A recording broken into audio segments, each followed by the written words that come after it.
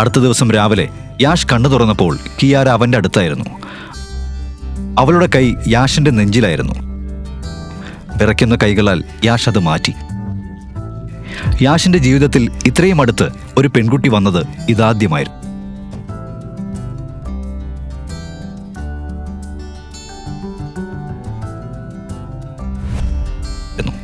വാവ്, ഇതെന്താ സ്വർഗം പോലെ.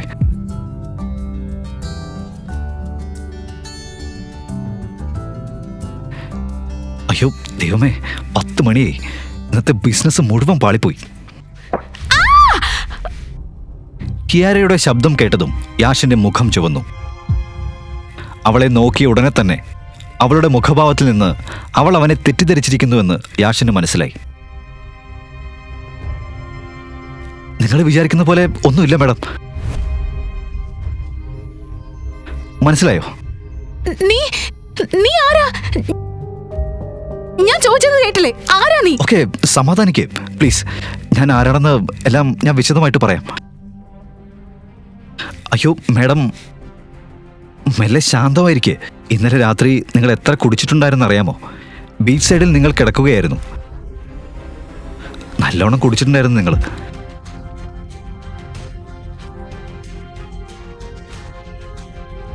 കാറ്റും മഴയൊക്കെ വന്നിട്ടും നിങ്ങൾ കുലുങ്ങിയില്ല.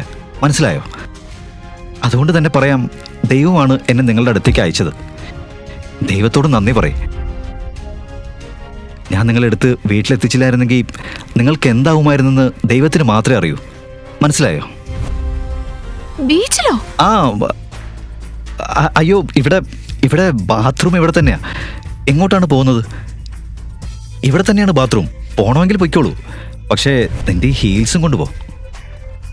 ഒന്നും പറയാതെ കരഞ്ഞുകൊണ്ട് ആ പെൺകുട്ടി യാഷിന്റെ മുറിയിൽ നിന്ന് പുറത്തേക്ക് ഓടി. അത് കണ്ട് യാഷിന് മനസ്സിൽ സങ്കടം തോന്നി. ഇക്കാലത്തെ പെൺകുട്ടികൾ വലിയ വീട്ടിലെ പെൺകുട്ടികൾക്ക് താങ്ക് യു പറയാനും അറിയില്ലേ? താങ്ക് യു വേണ്ട, ഒന്നും വേണ്ട. അഗർവാളിന്റെ മോളാണല്ലോ, ഇവള് കേസ് കൊടുത്താൽ മതി. അവൾ നല്ലൊരു പണി തരാനാണല്ലോ പോയത്. ദൈവമേ,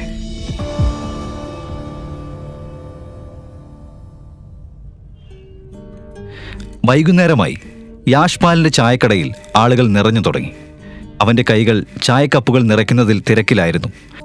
പക്ഷെ അവന്റെ മനസ്സ് ഇന്നലെ രാത്രിയിലും ഇന്ന് രാവിലെ നടന്ന കാര്യങ്ങളിലായിരുന്നു.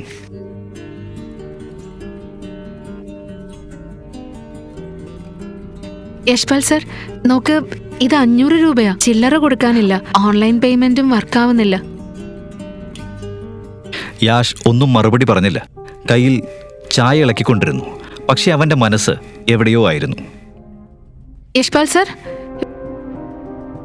യശ്പാൽ സർ, എവിടെയാ നിങ്ങള്? എന്താ? ഞാൻ ഇവിടെ തന്നെയുണ്ട്. എന്താ പ്രശ്നം? പറയൂ. 10 രൂപയുടെ ചിപ്സ് എടുത്തു, 500 രൂപ തന്നു, ബാക്കിയില്ല. ഇപ്പൊ എന്ത് ചെയ്യും? അയ്യോ, ബാക്കി കൊടുത്തോളൂ. അതിന് ഇത്രയും പാടെന്താ? കൊടുക്കൂ, കൊടുക്കൂ. Thank you. Welcome. Thank you. ആ മേഡം അതുപോലും പറഞ്ഞില്ല. യശ്പാൽ സർ, നിങ്ങൾക്കിന്ന് എന്തു പറ്റി? ഭയങ്കര സന്തോഷത്തിലാണല്ലോ. ഇല്ലില്ല, എല്ലാം ഓക്കെ ആണല്ലോ. ഒന്നും സംഭവിച്ചിട്ടില്ല. ഞാൻ ഇവിടെ തന്നെയുണ്ട്. ഒപ്പം ഒരു കാര്യം പറഞ്ഞുതരാം. നിനക്ക് അടുത്ത മാസം എക്സാം അല്ലേ? അപ്പോൾ നീ പഠനത്തിലേക്ക് ശ്രദ്ധ കേന്ദ്രീകരിക്കണം. നീ എന്നും ഇവിടെ വരേണ്ട കാര്യമില്ല. ഇനി വരണ്ട. നാളെ മുതൽ പരീക്ഷ വരെ ഇനി നീ ഇങ്ങോട്ട് വരണ്ട കേട്ടോ. അല്ല സർ, ഞാൻ മാനേജ് ചെയ്യും. No problem. ഞാൻ പറയുന്നത് കേൾക്ക്. നീ പോയി നിന്റെ ഭാവി നോക്ക്. നല്ലോണം പഠിക്ക്. ഇവിടുത്തെ കാര്യങ്ങളൊക്കെ ഞാൻ നോക്കിക്കോളാം. ശ്രുതിയുടെ പരീക്ഷകൾ അടുത്തെന്നും ഇനി അവൾ കരിയറും ഭാവിയും ശ്രദ്ധിക്കണമെന്നും യാഷിന് മനസ്സിലായി. അപ്പോഴേക്കും കൂടുതൽ കസ്റ്റമേഴ്സ് എത്തി. അവർ രണ്ടുപേരും തിരക്കിലായി. അപ്രതീക്ഷിതമായി 5-6 തടിയുള്ള ഗുണ്ടകൾ ഒരുമിച്ച് ആ തെരുവിലേക്ക് വന്നു. ഇവരൊക്കെ ആ പ്രദേശത്തെ തെരുവുകളിലെ കടകളിൽ നിന്ന് ചിട്ടി പണം പിരിക്കുന്ന ഗുണ്ടകളായിരുന്നു. ഫൈസാൻ, ചിട്ടി കൊടുക്കാൻ മറന്നുപോയോ? അടി കിട്ടിയാലേ നീ കൊടുക്കൂ. എന്ത് പറയാൻ, ഇവര് വീണ്ടും സീൻ ക്രിയേറ്റ് ചെയ്യാൻ വന്നിരിക്കുന്നു. ഇല്ലില്ല ശങ്കരൻ ബാബു, ഞാനെന്തിനു കള്ളം പറയണം? എൻ്റെ പോക്കറ്റ് കാലിയാണ്. നെക്സ്റ്റ് ടൈം ഞാൻ മുഴുവൻ തരാം. ആണല്ലേ?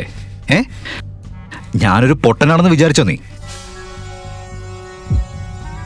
ഇപ്പൊ തന്നെ എനിക്ക് പണം വേണം, ഇല്ലെങ്കിൽ എന്ത് ചെയ്യണമെന്ന് എനിക്കറിയാം. നിന്റെ ഈ കട ഞാൻ പൊളിക്കും, മനസ്സിലായോ? ഞാൻ എന്തെങ്കിലും ചെയ്യാം. ഇത് പൊളിക്കേ ശങ്കരവണ്ണ, അങ്ങനെ ചെയ്യല്ലേ പ്ലീസ്. കുറെ കാലമായി നീ തരാമെന്ന് പറയുന്നു, ഇനി നീ എപ്പോ തരും? ഈ തെണ്ടിയുടെ ധൈര്യം കൂടുന്നുണ്ട്. ഇപ്പൊ ശരിയാക്കാം. പിടിക്കവനെ, പിടിക്കേ ശങ്കരവണ്ണ.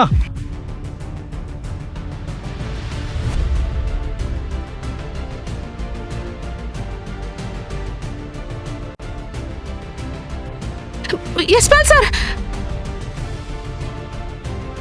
യശ്പാൽ സാർ. ഞാൻ ഓക്കെയാണ് ശ്രുതി, നീ വീട്ടിലേക്ക് പോയിക്കോ. ഇല്ല സാർ, സാറിന് ഈ അവസ്ഥയിൽ ഇട്ടിട്ട് ഞാൻ പോവില്ല. ഞാൻ പറഞ്ഞില്ലേ ഞാൻ ഓക്കെയാണെന്ന്. വീട്ടിലേക്ക് പോ, ഇവിടുത്തെ കാര്യം ഞാൻ നോക്കാം. നിന്റെ സ്ഥാനം എന്താണെന്ന് മറന്നോ നീ? നിന്റെ കടയും ഞങ്ങളിനി പൊളിക്കണം.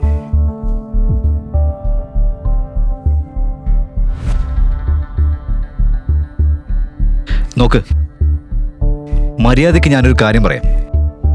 ഇവിടെ ചിട്ടി വാങ്ങാൻ വന്നതല്ലേ, മിണ്ടാതെ അതും വാങ്ങിപ്പോയിക്കോ. നീ നിയമം കയ്യിലെടുക്കേണ്ട മോനെ സംഗ്രം. ചായക്കപ്പ് കൊണ്ട് കിട്ടണോ നിനക്ക്? നീ നിയമങ്ങളും റൂൾസൊക്കെ ഉണ്ടാക്കാനായോ? എന്നാ നീ ഇതും കൂടെ കേട്ടോ.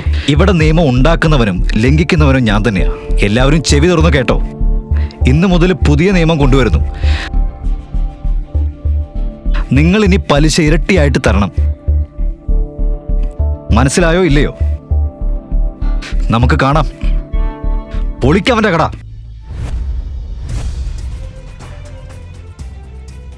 ശ്രുതി, ശ്രുതി, ഇവിടെ നിന്ന് ഓടി രക്ഷപ്പെട്. ശ്രുതി, ഓടിപ്പോ.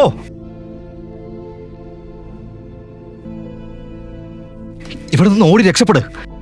ഓടിപ്പോ, പോകൂ.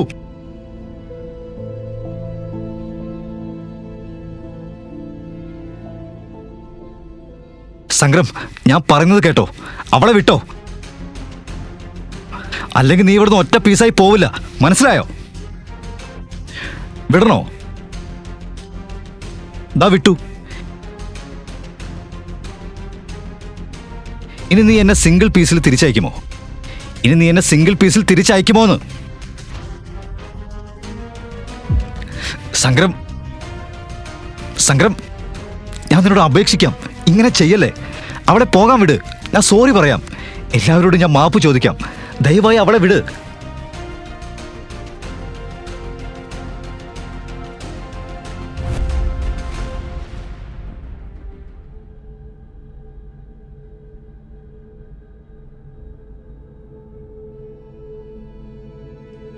ഓ, പോലീസ് വന്നോ?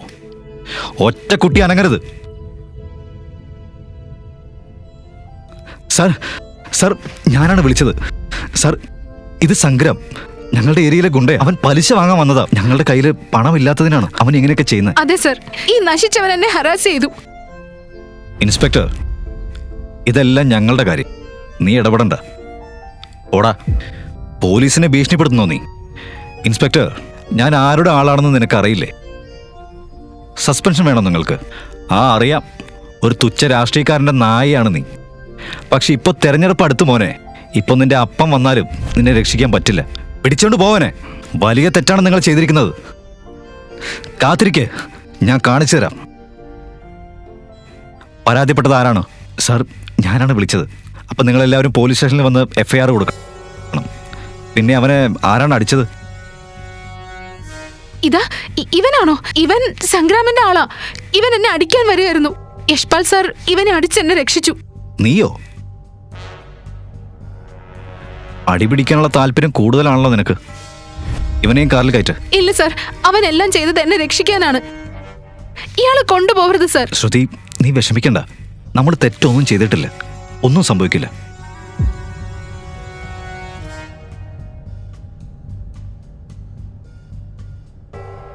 അവന് വേണ്ടി ആംബുലൻസ് വിളിക്കേ.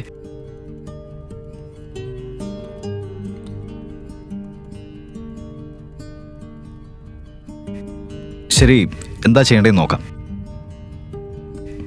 Good evening inspector. ഞാൻ മിസ്റ്റർ സംഗ്രാമിന്റെ ലോയറാണ്. ബെയിലെടുക്കാനാ വന്നേ. മന്ത്രി ഓഫീസിൽ നിന്നാണ് വരുന്നതെന്ന് നേരെ പറഞ്ഞാൽ മതി. നിങ്ങളുടെ ഇഷ്ടം പോലെ. എങ്ങനെയായാലും ഇതിലുണ്ട് എല്ലാ ഡോക്യുമെന്റ്സും. ചെക്ക് ചെയ്തിട്ട് എൻ്റെ ക്ലയൻസിന് റിലീസ് ചെയ്യും. എന്ത് പറയാനാ, സിസ്റ്റം തന്നെയാണ് പ്രശ്നം.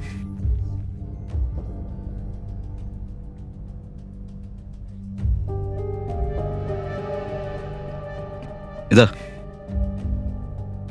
വിനോദ്, സംഗ്രാമിനെയും കൂട്ടുകാരെയും വിട്ടേക്ക്. ശരി സാർ.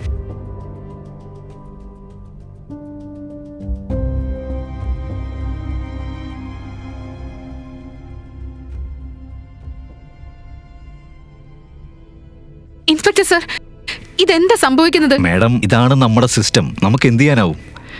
എന്തായാലും സമയം കുറേയായി. നിങ്ങൾക്ക് വീട്ടിലേക്ക് പോവാം. സർ, പക്ഷേ യശ്പാൽ സാറിനെ വിട്ടുതരൂ. അവൻ എന്നെ സഹായിച്ചതാ. മാഡം, അവൻ അടിച്ച ആ ഗുണ്ട ഇപ്പോഴും ഹോസ്പിറ്റലിലാണ്. അവന് ഇവന്റെ നേരെ പരാതി ഒന്നും ഇല്ലെങ്കിൽ ഞങ്ങൾ ഇവനെ വിടും. മനസ്സിലായോ? വിഷമിക്കണ്ട, വീട്ടിലേക്ക് വയ്ക്കോ. ശ്രുതി, ഇതിലൊന്നും നീ പേടിക്കണ്ട. പോയി പഠനത്തിൽ ശ്രദ്ധിക്കുക. ഇതാ, ഈ കാശ് ബോക്സിന്റെ താക്കോലെടുത്തോ. പണം വേണമെങ്കിൽ അതിൽ നിന്നും എടുത്തോ. വയ്ക്കോ. യശ്പാൽ, നീ വിഷമിക്കണ്ട. നിന്നെ എങ്ങനെ പുറത്തു കൊണ്ടുവരണമെന്ന് ഞാൻ നോക്കാം. ഇനി എന്താ ചെയ്യാനുള്ളത് ഫൈസാൻ? ദൈവം എന്തെങ്കിലും ചെയ്യട്ടെ. നമ്മുടെ മുന്നിലൂടെ തന്നെ അവരെല്ലാം ബെയിൽ വാങ്ങിപ്പോയി. ഇനി കുറച്ച് സമയത്തിനുള്ളിൽ ഇൻസ്പെക്ടർ സാറിൻ്റെ മേശമേൽ 6 or 7 പെട്ടി മിഠായി എത്തും. പിന്നെ എന്ത് വേണം? പിന്നെ നമുക്കെന്ത്? ജയിൽ ഭക്ഷണമായ പഴയ ചപ്പാത്തിയൊക്കെ നമുക്ക് ഇറങ്ങുമല്ലോ. എടാ യശ്പാൽ, എന്ത് മണ്ടത്തിലാണ് ഈ പറയുന്നത്? ഞാൻ പറഞ്ഞല്ലോ, നിന്നെ ഞാൻ പുറത്തു കൊണ്ടുവരും. ശരി ചേട്ടാ, കഴിഞ്ഞോ മീറ്റിംഗ്?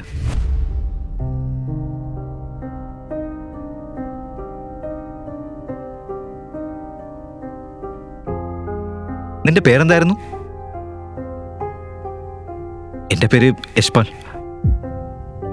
യശ്പാൽ, എവിടെയാ നിന്റെ വീട്? എവിടെ നിന്നാണെന്നൊന്നും പ്രധാനമല്ല സാർ.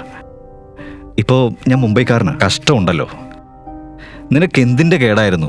നേരെ പലിശ കൊടുത്തിരുന്നെങ്കിൽ കാര്യം ഒത്തുപോയനെ. അപ്പോൾ പറ്റില്ല. ഇനി കണ്ടോ എന്തെല്ലാം കേസ് നിനക്കെതിരെ ആ മന്ത്രി ഫയൽ ചെയ്യുന്നെന്ന്. എങ്ങനെയാ ഈ കേസ് ഫയൽ ചെയ്യാൻ പറ്റുന്നത് സാർ? ഇത് നിയമമില്ലാത്ത രാജ്യമാണോ? സ്വയം രക്ഷിക്കുക ഞങ്ങൾ അടിച്ചത്, വെറുതെ അല്ല. എടാ സഹോദരാ, നിന്നോട് കരുണ കാണിക്കണോ അതോ അടിക്കണോ അറിയില്ല. നീ ഒരു ചായക്കടക്കാരൻ മാത്രം. അതിനുള്ള പരിധിയിലിരിക്കണം. നിന്റെ സ്ഥിതി നോക്ക്, ആ ഗുണ്ടയുടെ സ്ഥിതി നോക്ക്. എനിക്കിത് നേരത്തെ മനസ്സിലായിരുന്നു ഇൻസ്പെക്ടർ സാർ. പക്ഷെ ഇപ്പോൾ നിങ്ങൾ പറഞ്ഞത് കേട്ടപ്പോൾ ഉറപ്പായി. നിങ്ങളുടെ ജോലിയും അപകടത്തിലാണല്ലേ സാർ? മനസ്സിലായി. എന്താ നീ പറഞ്ഞത്? ബുദ്ധിജീവി ചമയുന്നോ? നിന്റെ 10 വർഷത്തെ ടിക്കറ്റ് ഞാൻ ഇപ്പൊ തന്നെ മുറിച്ചു. മനസ്സിലായോ ഇൻസ്പെക്ടർ സാർ? സാർ ഇവിടെ. യശ്പാൽ എവിടെ? സാർ, നിങ്ങൾ ഈ ചായക്കടക്കാരനാണോ പറയുന്നത്? ഇത് തെരുവിൽ ചായക്കച്ചവടം നടത്തുന്ന യശ്പാൽ അല്ലേ? അതെ സാർ, അവനാണ്. മന്ത്രിയുടെ ആളുകളുമായിട്ട് അടിപിടി ഉണ്ടായി. അവരെ അടിച്ച് പരിക്കേൽപ്പിച്ചു. എന്ത് ചെയ്യണം സാർ? കേസെടുക്കട്ടെ? വേണമെങ്കിൽ ഉള്ളിലാക്കി ട്രീറ്റ്മെന്റ് കൊടുക്കാം. നിനക്ക് ബുദ്ധിയില്ലേ? ഉടനെ അവനെ വിട്ടയക്കേ.